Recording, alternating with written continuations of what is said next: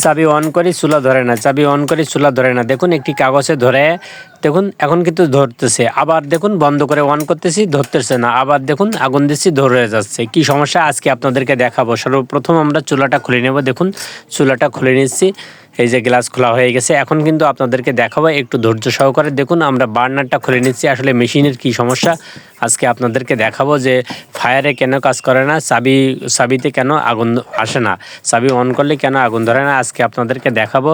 সঠিক কাজটা আপনাদের মাঝে আজকে দেখাবো। তো সর্বপ্রথম আমরা যে কাজটি করতেছি, আমরা কিন্তু মেশিনটা খুলে নিচ্ছি। আর মেশিন খুলতে হলে এই যে দেখুন, আমরা পাইপটা কিন্তু খুলতে হবে। যেহেতু পাইপ মেশিনের সাথে সংযোগ থাকে, এখন খোলা হয়ে গেছে। এখন কিন্তু আমরা মেশিনটা বের করব। দেখুন মেশিনটা আমরা বের করে নিচ্ছি। বের করে নিয়ে আপনাদেরকে দেখাচ্ছি। দেখুন এই যে সেই ম্যাগনেট, যাতে করে আগুন আসে। এই যে দেখুন আগুন ধরায়। এই যে এই তারটা কিন্তু নষ্ট হয়ে গেলে, এই তারের ভিতরে একটা ম্যাগনেট আছে, ম্যাগনেটটা নষ্ট হয়ে গেলে কিন্তু আগুন ধরায়। দেখুন টেস্টার দিয়ে আমরা কিন্তু খুলে নিচ্ছি। এই যে দেখুন টেস্টার দিয়ে আগে লকটা আমরা ফাঁক করে নেব, আমাদের নাটটা খুলতেছে না।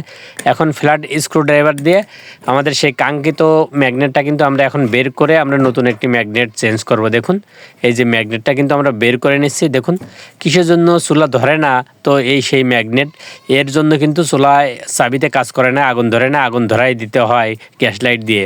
তো এটা আমরা দেখুন এই পুরাতনটা চেঞ্জ করে আমরা কিন্তু নতুনটা নিচ্ছি। এই যে দেখুন নতুনটা নিচ্ছি।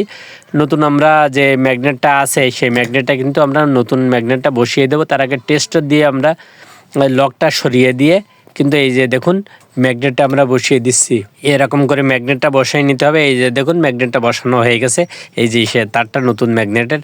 এখন আমরা লক করে দেব। দেখুন এই যে লক করে দিচ্ছি, প্লাস দিয়ে এখানে চেপে ধরে তারপরে আস্তে আস্তে বাড়ি দেব। বাড়ি দিলে কিন্তু লক হয়ে যাবে। এই যে দেখুন আমরা বাড়ি দিয়ে লক করে নিছি। এখন ম্যাগনেটের তারটা আমরা পাথরের সাথে সংযোগ দিয়ে নিয়ে নেব। দেখুন সাদা একটি পাথর আছে, পাথরের সাথে সংযোগ দিয়ে দিচ্ছি। তো এভাবে সঠিকভাবে সংযোগ দিতে হবে। এখন আমরা কিন্তু চুলাটা আবার ফিটিং করে নেব। মেশিনটা যেভাবে ফিটিং করা ছিল, আমরা আগে যেভাবে খুলছি সেভাবে কিন্তু আমরা সুন্দর মতো ঘাটের মতো জায়গা মতো স্ক্রুর ঘাটে বসে ফিটিং করে নেব। এই যে দেখুন নাটটা লাগানো হয়ে গেলে, দেখুন নাট লাগানো হয়ে গেলে আমরা বার্নারটা কিন্তু লাগিয়ে নেব। এই যে বার্নারটা লাগিয়ে নিচ্ছি। দেখুন বার্নারের নাটটা কিন্তু আমরা সুন্দর মতো টাইট দিয়ে নেব। এই যে দেখুন টাইট দেওয়া হয়ে গেলে, এই যে দেখুন টাইট দিয়ে নিচ্ছি। এই যে টাইট দেওয়া হয়ে গেছে। এখন কিন্তু আমরা দেখুন কত সুন্দরভাবে চুলা জ্বলছে। তা এভাবে আপনারাও মেরামত করতে পারেন চাবিতে না কাজ করলে।